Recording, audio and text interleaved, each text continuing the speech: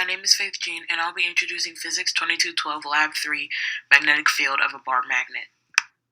The purpose of this lab is to investigate how distance affects the magnetic field of a bar magnet and simulate the magnetic field of the bar magnet in GlowScript. The preliminary results showed that the magnitude of the net magnetic field increases as the distance decreases. The magnetic dipole moment is 1.488 amperes times meters squared. The magnitude of the measured off-axis magnetic field is 7.45 times e to the negative 5, and the magnitude of the simulated off-axis magnetic field is 2.95 times 10 to the negative 5.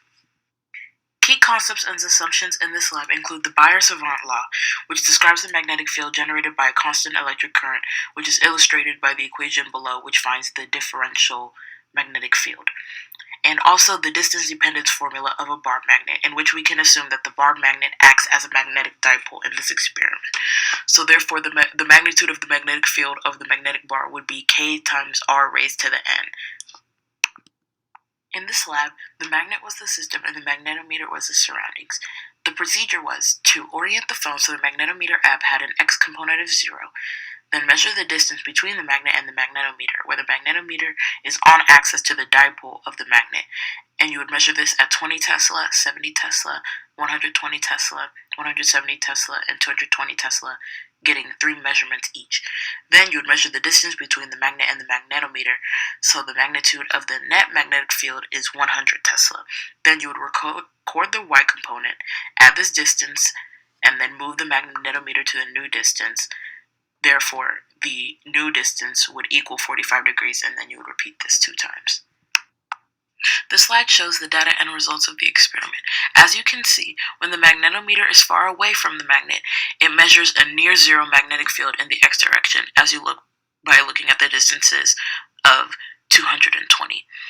However, as the magnetometer moves closer to the magnet, the measured x component of the magnetic field increases, whereas if you look at the distance at 20. Other observations made within this lab is that the regression line is equivalent to the logarithm of the distance-dependent formula, where the slope is n and the y-intercept is natural log of k. You can set the magnitude of the magnetic field of the bar magnet equal to the magnetic dipole moment. So k times r raised to the n would be equal to mu naught over 4 pi 1 over r cubed times qv times r hat. And then you can subtract Earth's magnetic field from the measured y component to get the corrected y component.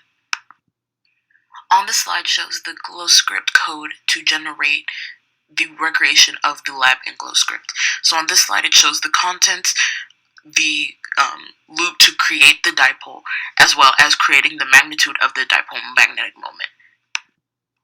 This slide is a continuation of the GlowScript code in which we scale the arrows and create the arrows to represent the magnetic fields on and off axis for the bar magnet. This slide shows the resulting computational model as a result of our code. As concluded in our lab, as the distance between the magnetometer and the magnet decreases, the magnitude of the magnetic field increases. The magnetic dipole moment is 1.488 amps times meters squared.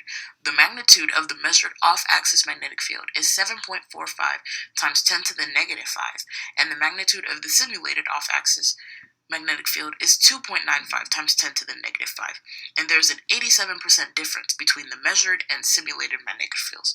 Possible sources of error for this are other nearby magnetic fields such as lights and other phones that could skew the magnetic field calculations, measurement error of the magnetometer app, or measurement error in determining the distances between the magnetometer and the magnet.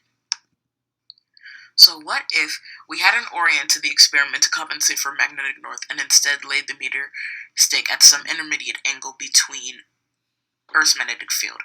The measured magnetic field would change because magnetic north would now contribute to both the x and the y components, skewing our result. And what if we were to stick to identical magnets together end to end and run the experiment again? The magnitude of the magnetic field would increase close to double due to the combined magnetic field caused by superposition.